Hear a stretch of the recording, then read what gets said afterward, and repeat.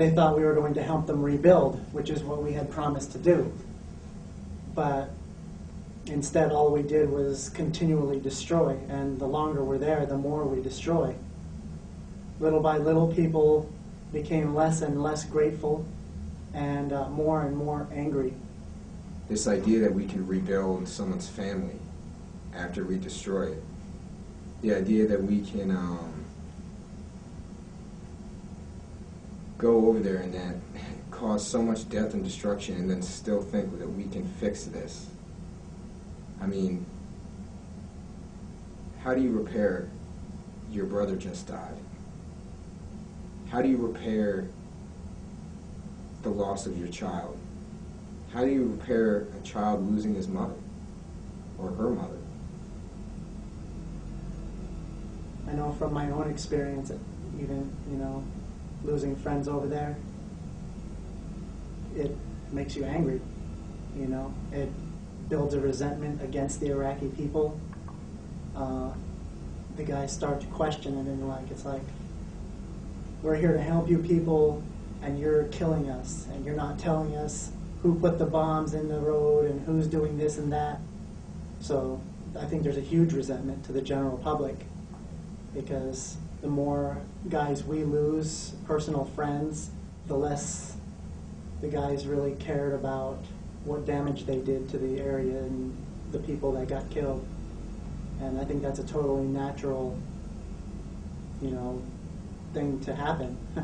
I can't imagine anyone not becoming angry that their friend was killed and they didn't see any justice.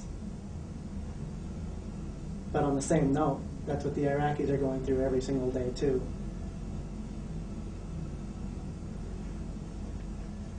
Once the war is over, or once you're no longer in that experience, in that role, you start to reflect and start to think about all the things that you went through and the things that you did, and you realize how that's not you, that's not who you are, and you just wonder what you've become.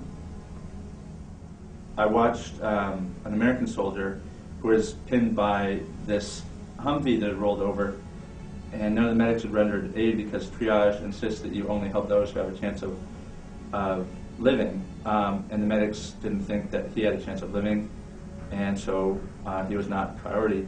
I found out over the radio on the way back that he had died en route to the Kirkuk clinic, and I realized that for that entire length of time he was still alive, and that's when I realized he was dying slowly.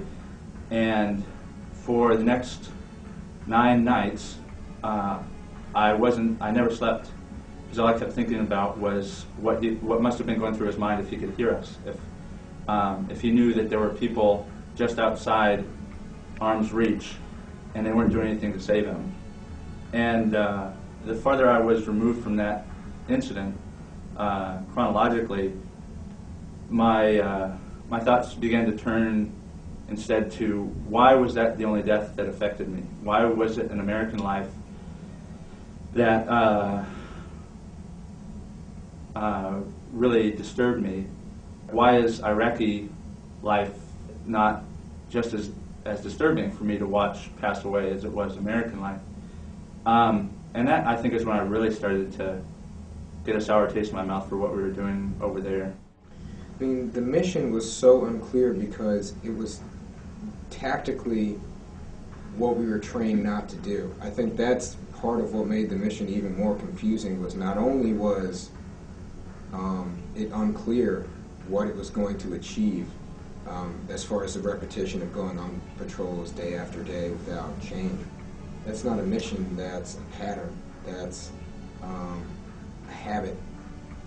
A mission is specific with a goal and achieves tangible things, and we were not told of one tangible thing that this would be benefiting our people for. The reasons for the Iraq War have changed greatly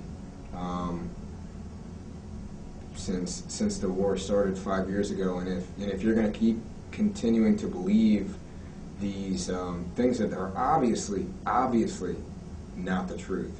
I mean, we broke it, we bought it, we're buying it with American lives. I mean, what do you think the purchase price is for that damage? There is no forgiveness in my book for someone who sits here in America and orders Americans into battle to die and makes money off of it and profits hand and fist and lies through their teeth to keep it going. I mean, at some point it becomes enough.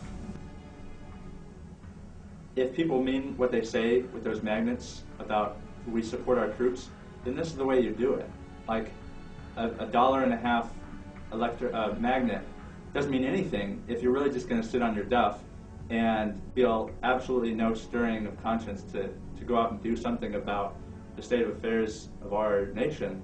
Then I think, yeah, they are violating their obligation to not just the country, but to the rest of the citizens of the country. I think that America does have a duty to the troops.